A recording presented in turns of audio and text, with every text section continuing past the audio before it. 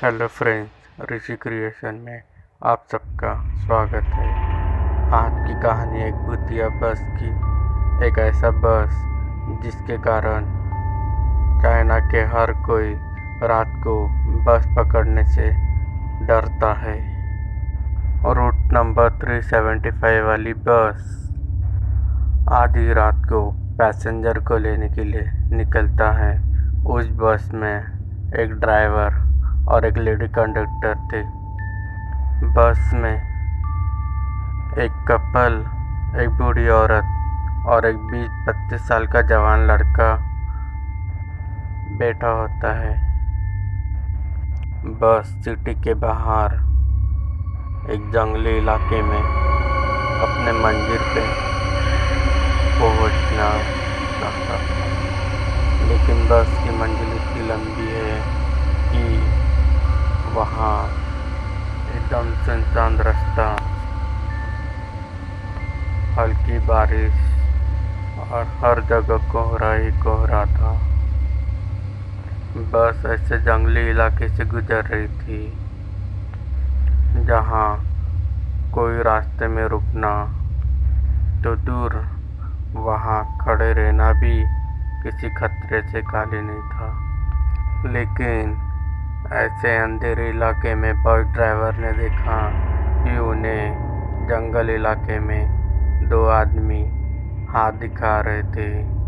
वह आदमी बस को रोकने के लिए हाथ दिखाए रहे थे, लेकिन बस ड्राइवर वह बस रोकने का नहीं सोचा, क्योंकि वो दोनों बस स्टैंड पे खड़े नहीं थे।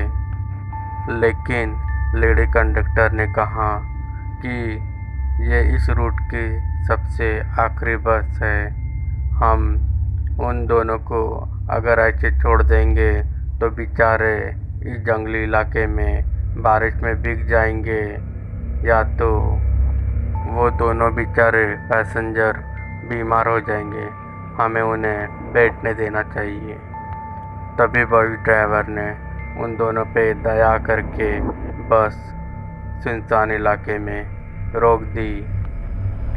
लेकिन तभी वो दो पैसेंजर बस में चढ़े। तभी बस में बैठे पैसेंजर ने देखा कि वो दो नहीं 3 थे। उन्होंने देखा कि वो दो लोग बड़े अजीब तरह से पोशाक पहने हुए थे। एक ऐसा पोशाक जो पुराने ज़माने में लोग पहना करते थे। और उन्होंने कंधे में लिए एक आदमी को देखा। वो आदमी के बाल इतने लंबे थे कि आदमी का चेहरा ठीक से नहीं दिख रहा था। वो तीनों पैसेंजर बस के एकदम लास्ट वाली सीट में जाके बैठ गए। बस के पैसेंजर ने देखा कि वो दोनों शरीर से इतने सफ़ेद दिख रहे थे कि वो दोनों कोई नॉर्मल दिख ही नहीं रहे थे, जैसे कि कोई डेड बॉडी आके बैठ गई है। तभी बस के सारे पैसेंजर एक दूसरे को देखने लगे। एक दूसरे को देख लेडी कंडक्टर ने कहा कि ये कोई नाटक कंपटीशन के लिए आए होंगे, जल्दबाजी में कपड़े बदले नहीं होंगे। आप सब डरो मत, आराम से बैठो बस में। तब सभी अपने अपने पोजीशन में बैठे हैं, आराम से बस में बैठने लगे। लेकिन एक बूढ़ी औरत बार बार उन तीनों पैसेंजर को घूरे जा रही थी। अगला रूट आते ही दो कपल बस से उतर गए। अब बस में सिर्फ एक 20-25 साल का जवान लड़का और बूढ़ी औरत ड्राइवर और एक लेडी कंडक्टर ही थे। तभी अचानक वो बूढ़ी औरत चिल्लाने लगी। उसने कहा कि इस 20-25 साल के लड़के ने मेरा पर्स चुराया है। मुझे मेरा पर्स वापस दो, वरना मैं इसे पुलिस स्टेशन ले जाऊंगी। तभी वो 20-25 साल का जवान लड़का अचानक घबरा गया। उसने कहा कि मैंने तुम्हारा कोई पर्स नहीं लिया। आप कैसे कह सकते कि मैं आपका पर्स चुराया? मैं तो आपके आगे वाली सीट पे बैठा था। लेकिन बूढ़ी औरत कहाँ चुप बैठने वाली थी। बूढ़ी औरत ने उस 20-25 साल के लड़के का कॉलर पकड़ा और बस ड्राइवर को कहा कि आगे वाले स्टेशन पे बस रोक दो, मुझे इसे पुलिस स्टेशन लेके जाना है। तभी उस 20-25 साल के लड़के ने कहा कि चलो मैं भी देखता हूँ कि मैंने कहाँ पर्स चुराया है। तभी लेडी कंडक्टर ने यही सही समझा कि दोनों को आगे उतार दिया जाए, ये दोनों के आपस के बीच का मामला है। तभी बस वाले ने आगे के स्टॉप पे बस रोका और वो बूढ़ी और 20 साल का जवान लड़का दोनों बस से उतर गए। तभी उस लड़के ने उस बस स्टॉप से दूर दूर तक देखा। दूर दूर तक उसे कोई पुलिस स्टेशन या कोई लोग नज़र नहीं आ रहे थे। वो बूढ़ी औरत को पूछा कि ये कौन सा स्टॉप है, जहाँ तो दूर दूर तक कोई नज़र नहीं आ रहा है, मुझे डर लग रहा है। तभी उस बूढ़ी औरत ने कहा कि मैंने तुम्हें बस से इसलिए उतारा ताकि तुम जिंदा रह सको, मैंने तुम्हें बस से उतार के तुम्हारी जान बचाई है। तभी उस लड़के ने कहा, ये क्या बकवास कर रहे हो, मुझे बस से उतार के आपने मेरी जान कहाँ बचाई, आपने तो मेरी काम मुश्किल कर दिया, अब मैं घर कैसे जाऊंगा, और आप मुझे चोरी के इंजाम में क्यों फंसाना चाहते थे। तभी उस बूढ़ी औरत ने कहा कि आपने देखा वो 3 पैसेंजर जो आखिरी में चढ़े थे, वो बड़े अजीब से लग रहे थे। तभी उस जवान लड़के ने कहा, हाँ मैंने उन 3 पैसेंजर को देखा, बड़े अजीब दिख रहे थे। तभी उस बूढ़ी औरत ने कहा कि जब बस से हवा का झोंका आया तब उनके कपड़े हवा में उड़े, तब मैंने देखा कि उन दोनों पैसेंजर के पैर ही नहीं है, और वो जिस पैसेंजर को पकड़ के अंदर लाए उसके पैर थे, लेकिन दोनों के पैर नहीं थे। तभी मैं समझ गई कि वो दोनों कोई नॉर्मल इंसान नहीं बल्कि भूत थे। तुम मेरे साथ पास के पुलिस स्टेशन चलो, वहाँ पे कंप्लेंट दर्ज करते हैं, क्योंकि उस बस में ड्राइवर और लेडी कंडक्टर जो रह चुके हैं।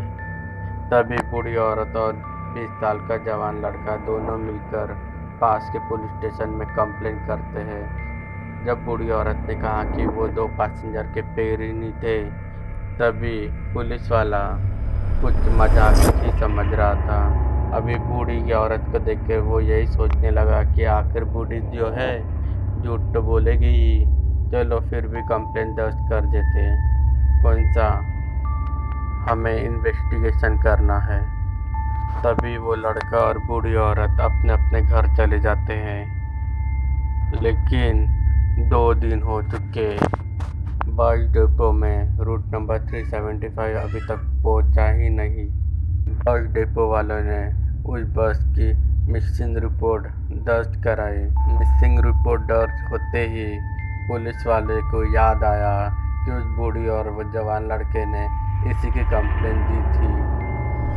तभी वो पुलिस उस बूढ़ी औरत और जवान लड़के को बुला के पूछते हैं, तो बूढ़ी औरत और जवान लड़का सेम वही बात दोहराते हैं। तभी वो पुलिस वाले बड़े बारीकी से इन्वेस्टिगेशन करते हैं। इन्वेस्टिगेशन किए 1 हफ्ता हो गया, वो बस मिली ही नहीं। लेकिन तभी सिटी के दूर पहाड़ी इलाके में एक नदी पे उन्हें बस पानी के अंदर मिली। जब वह बस को पानी से बाहर निकाला गया तो पता चला वो रूट नंबर 375 है।